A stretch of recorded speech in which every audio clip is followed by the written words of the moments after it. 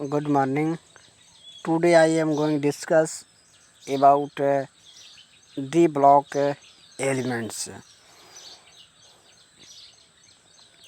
Elements in which the d orbitals are completely filled are called the d block elements. Or we can also say the elements in which the last electron enter into d orbitals are called as D block elements. इसका means ये होते हैं जैसे किसी भी elements का आप electronic configuration कीजिए, उसके जो इलेक्ट्रॉन यदि लास्ट के इलेक्ट्रॉन डी ऑर्बिटल्स में इंटर करते हैं तब भी आपके डी ब्लॉक की एलिमेंट्स कहलाते हैं। लास्ट इलेक्ट्रॉन्स मीन जैसे आप सपोज दैट करिए आप कैल्शियम का ही कर रहे हैं तो कैल्शियम का कितना हो जाएगा 4s2 हो जाएगा। 4s2 करेंगे, इसके बाद 3d आएगा। कैल्शियम में तो डी ऑर्बिटल नहीं है, लेकिन कैल्शियम का आगे जब आप बढ़ेंगे स्कैंडियम, टाइटेनियम, वाइनेडियम, तब यहीं से डी ऑर्बिटल स्टार्ट हो जाता है। क्यों? क्योंकि उसका जो इलेक्ट्रॉनिक जनरल इलेक्ट्रॉनिक कॉन्फ़िगरेशंस होता है n-1 d 1 to 10 into ns12। इसका मीन्स ये है कि जो इसका जनरल इलेक्ट्रॉनिक कॉन्फ़िगरेशन होता है n-1 डी ऑर्बिटल्स होता है, जिसमें नंबर ऑफ़ इलेक्ट्रॉन्स 1 से 10 के बीच हो सकते हैं। और जो नेक्स्ट ऑर्बिटल होते हैं वह s के ऑर्बिटल्स होते हैं। उसका जो इलेक्ट्रॉनिक कॉन्फ़िगरेशंस होता है s में या तो 1 इलेक्ट्रॉन्स होते हैं या 2 इलेक्ट्रॉन्स होते हैं। जैसे सपोज करिए आपका स्कैंडियम का जो होता है, मान लीजिए यदि इसका 21 है तो इसका क्या हो जाएगा 4s2 हो जाएगा और 3d1 हो जाएगा। यहाँ पर 3d1 इसका मीन्स ये हुआ कि जब यहाँ पर यस का 4 ऑर्बिटल है तो डी का कौन सा यूज हुआ है 3d वाला। इसका मतलब 1 कम है, इसलिए इसके इलेक्ट्रॉनिक कॉन्फ़िगरेशन जो होते हैं n-1 डी लिखे जाते हैं। Some properties of D block. D block की क्या प्रॉपर्टीज होती है? D block elements show catalytic property. D block के एलिमेंट्स जो होते हैं वह कैटालिटिक प्रॉपर्टी को शो करते हैं। अब कहें कैटलिस्ट होते क्या है? कैटलिस्ट यही होते हैं दो substances which change the rate of reactions during an chemical reactions but do not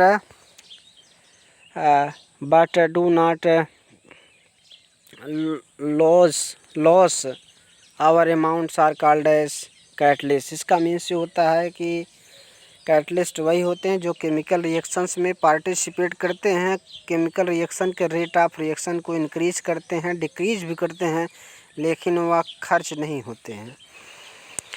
D block elements form coloured ion. एक कलर्ड आयन का फॉर्मेशन करते हैं। कौन? डी ब्लॉक के एलिमेंट्स की एक और प्रॉपर्टी होती है, यह कलर्ड आयन का फॉर्मेशन करते हैं। नेक्स्ट है आपका D block elements show paramagnetic property. ये आपके पैरामैग्नेटिक प्रॉपर्टी के भी शो करते हैं। अब कहेंगे पैरामैग्नेटिक और डायमैग्नेटिक सबस्टेंसेज होते क्या है? आप क्या करिए इलेक्ट्रॉनिक कॉन्फ़िगरेशन करिए, डी ऑर्बिटल में नंबर ऑफ़ इलेक्ट्रॉन चेक करिए। यदि डी ऑर्बिटल में जो इलेक्ट्रॉन्स हैं पेयर्ड होते हैं, सभी इलेक्ट्रॉन यदि पेयर्ड होंगे तो आपके क्या हो जाएंगे डायामैग्नेटिक। यदि आपके अनपेयर्ड रहेंगे तो उसको क्या कहते हैं पैरामैग्नेटिक सबस्टेंसेज। इसका मीन्स जिसके ऑर्बिटल्स में फील्डेड ऑर्बिटल्स होते हैं वे क्या होते हैं डायामैग्नेटिक प्रॉपर्टी शो करते हैं।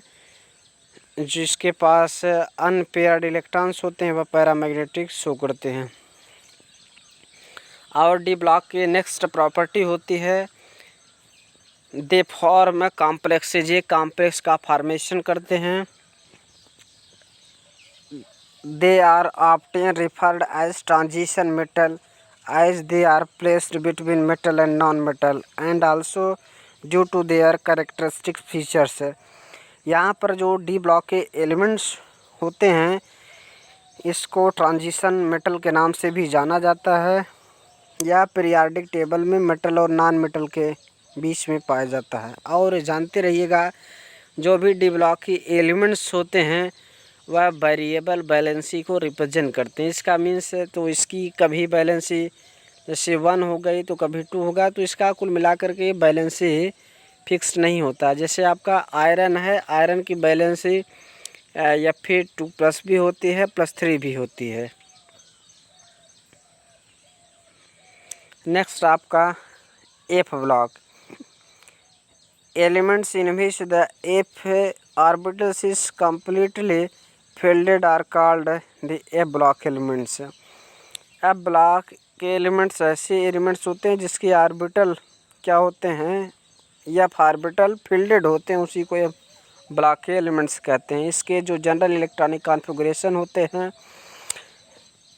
NS2 N-1 D1 0 to 1 N-2 F1 to 10। इसका मीन्स जो इसके इलेक्ट्रॉनिक कॉन्फ़िगरेशन होते हैं, जैसे यस का मान लीजिए सेवंथ का जो यस ऑर्बिटल यूज किया जा रहा है, सेवंथ यस हो गया, तो डी का कौन होगा, 6 यूज किया जाएगा। और एफ कौन रहेगा, इसमें से जितना आप लेते हैं उससे 2 कम रहेगा। जब एन यस रहेगा तो N-2 रहेगा। दैट इज यहाँ पर आप 7 लिए हैं तो एफ ऑर्बिटल क्या होगा, 5 ऑर्बिटल्स होंगे।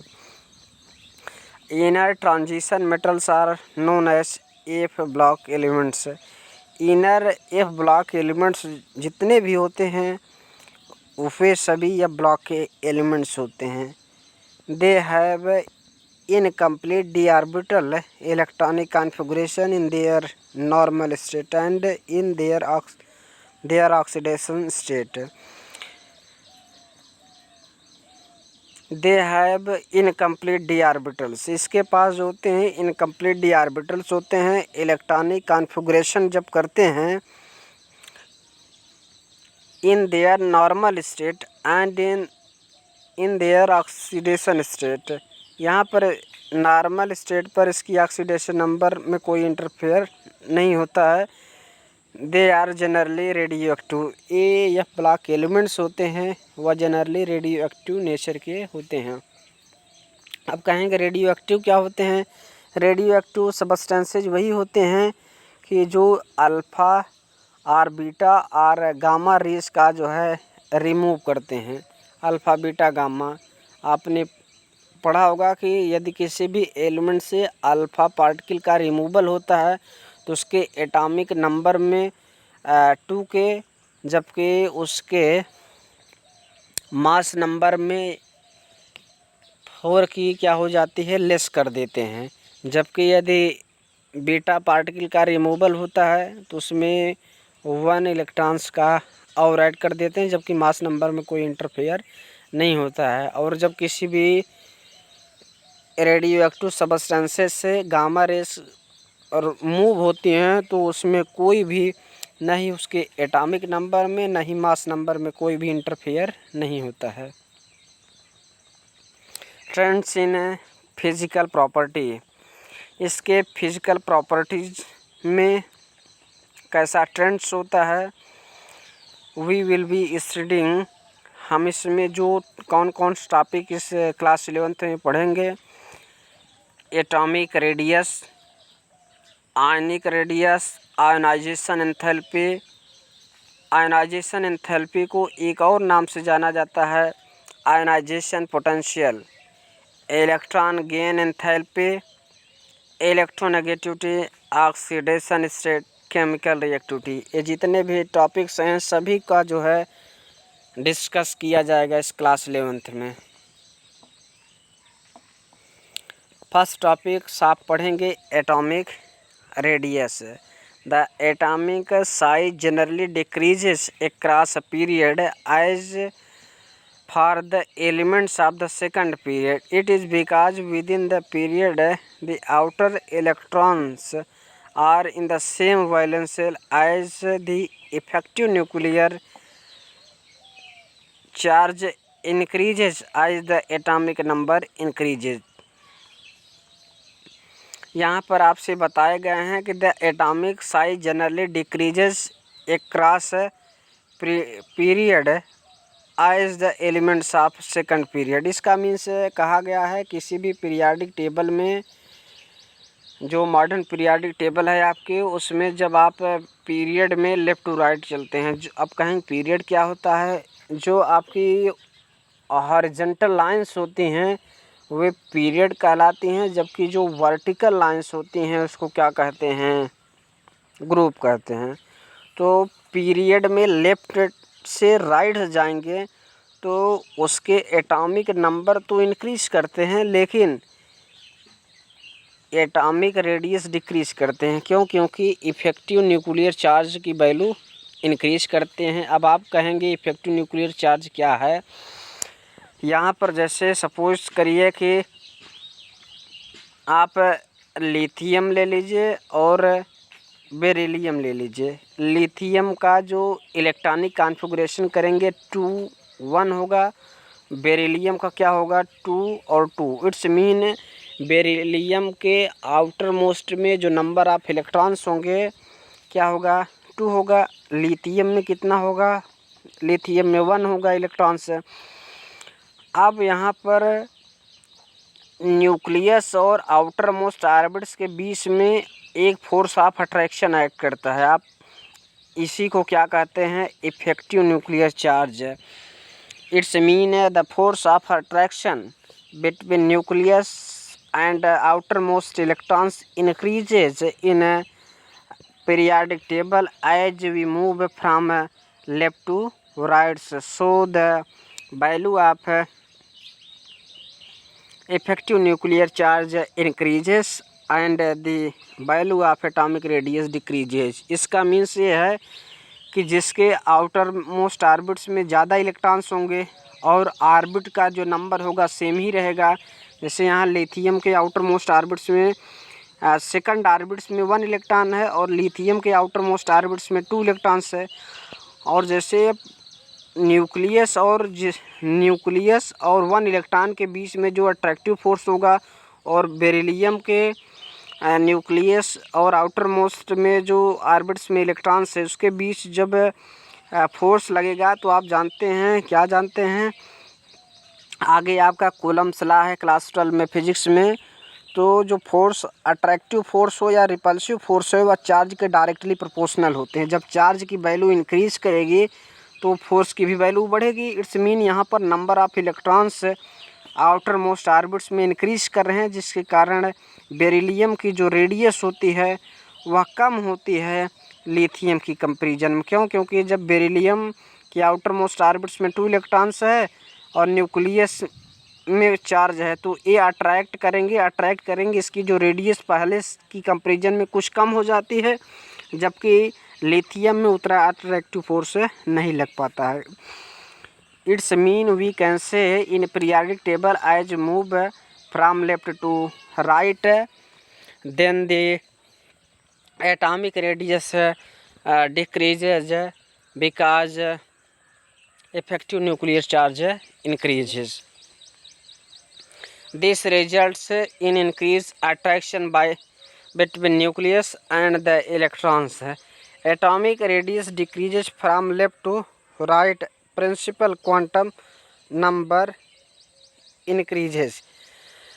यहाँ पर इसमें बताए गए हैं atomic radius decreases from left to right and principal quantum number increases. It is also increase as down as the number of cell increases. इसका मीन्स आपको ये बताए गए हैं कि जब लेफ़्ट टू राइट में चलते हैं जो प्रिंसिपल क्वांटम नंबर्स होते हैं वह इंक्रीज़ करते। अब कहेंगे क्वांटम नंबर होता क्या है। क्वांटम नंबर यही है, quantum number gives the postal address of electron in orbital. इसका मीन्स ये है क्वांटम नंबर किसी भी ऑर्बिटल में इलेक्ट्रॉनों की पोजीशन को बताता है। It also increase down a group as the number of cell increases. It means it is also increase as the number of electrons in the orbital. It is mean the quantum number gives the poster address of electron in orbital. Increases.